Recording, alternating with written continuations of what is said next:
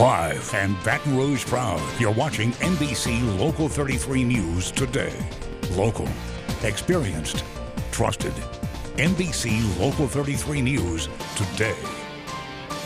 Hey there, friends. Good Thursday morning to you. Thanks so much for joining us for NBC Local 33 News today. I'm Jaron Jordan. And I'm Abbi Rocha. Thank you for joining us on this bright, beautiful Thursday morning. And it's chilly out there for now, but Ashley, will it stay that way?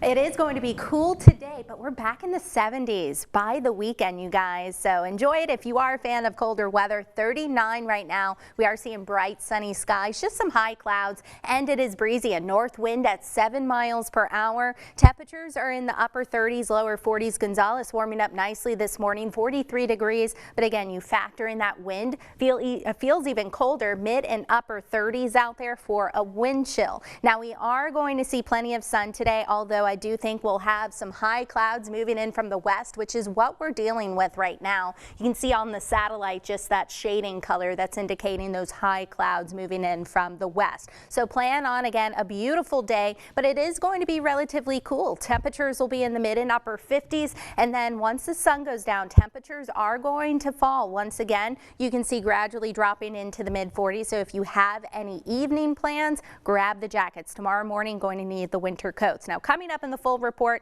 I'm going to time out some showers that we're expecting this weekend. That's coming up in about 10 minutes. Abby?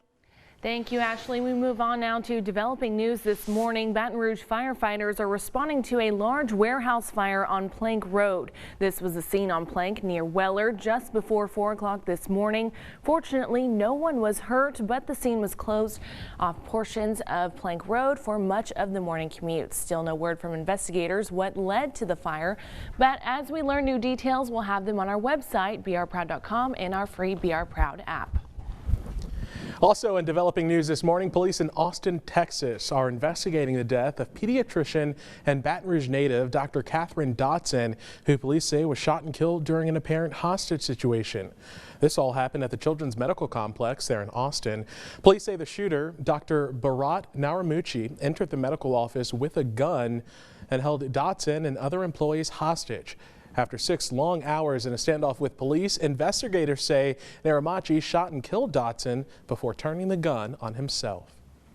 So we feel like his terminal cancer probably played a large part in whatever it was that occurred in his life and what was happening yesterday. We don't know exactly why he chose to take these actions or target this particular business. Police say the other hostages were able to escape, and after speaking with some of them, police learned the shooter, who had visited the office last week to apply for a volunteer position, didn't have any other connection to the medical office or to Dr. Dotson. Now, the 43-year-old doctor grew up here in the capital city. She earned her medical degree from LSU School of Medicine in New Orleans and dedicated her life to helping children. LSU's interim president, Tom Galligan, released a statement saying the LSU community is shocked at the tragedy. Dr. Dodson's professors and classmates all say her enthusiasm was just unforgettable. It was almost 20 years ago, but I still do remember her as a student. She was a very good student. I've educated thousands of medical students in my career. I've been on the faculty here for over 20 years. And the fact that I remember her from 20 years ago says something. Dr. Dotson leaves behind her husband, 2 daughters, and a son. We have more tributes from friends and family posted on our website. That's brproud.com. Now to the latest on the coronavirus. This morning we're seeing close to 4,000 new cases of COVID-19 in Louisiana. This comes as the number of people hospitalized and on a ventilator takes a slight dip. Unfortunately, 67 more people have died across the state, bringing our state's death toll now to more than 8,600. Some people in our state are saying that it's difficult to find an appointment to secure their COVID-19 vaccine. Drugstores like Cypress Pharmacy in Denham Springs says that it's in part due to gaps in the vaccine supply. It's forcing both pharmacies and healthcare providers to cancel thousands of vaccine appointments and put people on waiting lists for those shots. Health officials say the limited supply is frustrating. It seems like that there is a lot of uncertainty of what is going on with the vaccine and when you're going to get it, how much you're going to get. We have ramped up a program now that we believe we could vaccinate about 75,000 people a week if we get the supply of vaccine. Now this week, the state received over 58,000 doses of the Pfizer and Moderna vaccines. Over 67,000 are expected to be shipped out next week.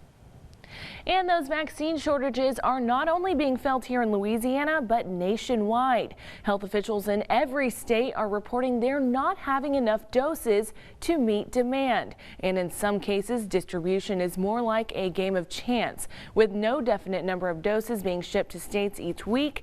Some healthcare systems like Ochsner's say they've been given less than half the amount of doses this week than they received last week. The Biden administration COVID task force says it's ramping up shipping to all 50 states. They're passing doses directly along to states very much in real time as they order them. It will be months before everyone who wants a vaccine will be able to get one.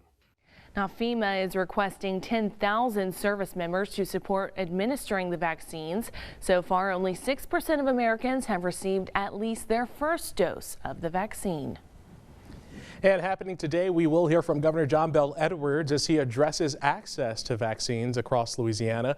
He's also expected to talk about the state's ongoing coronavirus response. Today's news conference starts at 2:30 this afternoon. You can watch it live on our website, brproud.com, or open up our free BR Proud app. Still ahead, many are mourning the loss of former state representative Steve Carter. We'll take a look back at his life and the legacy he leaves behind.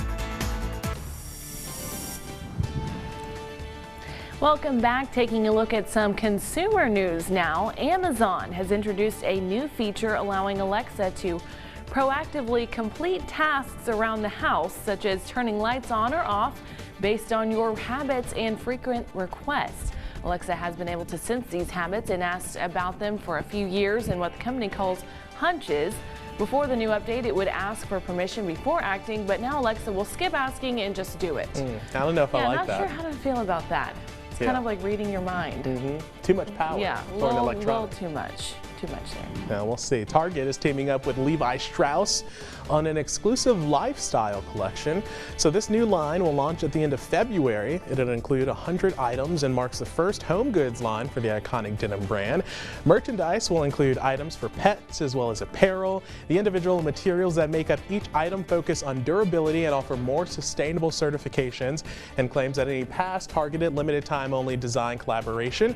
Target already carries Levi's items through its Denizen brand and Levi's Red Tab, which launched in 2019. So just more things at Target for you to go and get lost in. Absolutely, and I was going to say that fits their vibe very well, so I can totally see that. But I'd be interested to see like the home good line. I don't need any more excuses to go and spend money at Target, right? though. Same, exactly. Well, now it's time for Yas or Pass. McDonald's is celebrating Throwback Thursdays with throwback prices.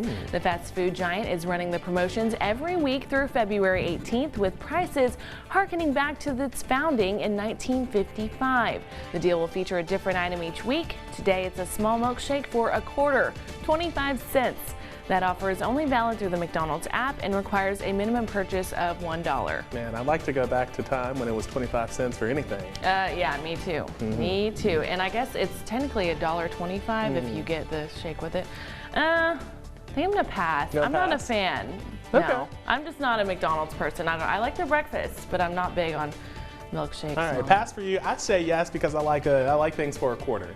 I feel that, for sure. Well, Barbie is officially unveiling its new 2021 Fashionista doll line. They're also making good on Mattel's commitment of diversity and inclusion. This new line features a Ken in a wheelchair, another Ken with rooted hair, and a Barbie reflecting an afro. Another Barbie has lighter skin with vitiligo, and all of these Barbies are the first-time additions. The brand is also rolling out new product packaging that includes a reusable bag for kids to carry their dolls and improve portable play. This all comes just a couple of weeks after they unveiled the Dr. Maya Angelou doll and its Inspiring Women line. I absolutely love this story. I say yes, 100%. Yes to inclusivity and yes to diversity. I love it. It's been a long time coming, and I love it. 100%. Yes. And you can probably find those Barbies at Walmart, but for now Walmart is enlisting robots to keep up with a surge in orders.